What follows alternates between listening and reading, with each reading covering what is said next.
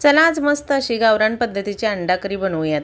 मी जरी व्हेजिटेरियन असले तर घरात नॉनव्हेज खाणारी भरपूर माणसं आहेत, त्यांच्यासाठी ही अंडा करी बनवलेली आहे। चला तर मग रेसिपी पाहूयात। इथे मी सुकं खोबरं घेतलेलं आहे, थोडंसं छोटा कांदा घेतलेला आहे, टोमॅटोच्या बिया काढून टोमॅटो घेतलेला आहे, अद्रक लसूण घेतलेला आहे, कोथिंबीर देठासकट धुवून घेतलेली आहे, घाटी मसाला घेतलेला आहे, मीठ घेतलेले आहे, 6 अंडी घेतलेली आहेत, 1 चमचा धना जिरे आणि तीळ घेतलेले आहेत। हे थोडेसे भाजून घेणार आहोत आपण तव्यावरती।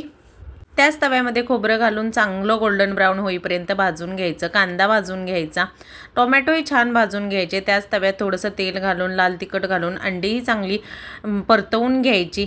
नंतर कढईमध्ये थोडं तेल घालून तेल चांगलं कडक गरम झाल्यानंतर मसाले घालून तेल सुटेपर्यंत भाजायचे।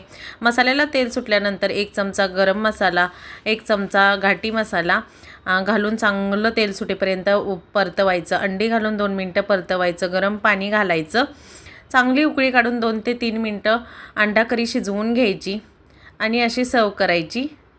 बघू शकता किती छान मस्त अशी आपली अंडा करी तयार आहे। चॅनलला लाईक शेअर सबस्क्राईब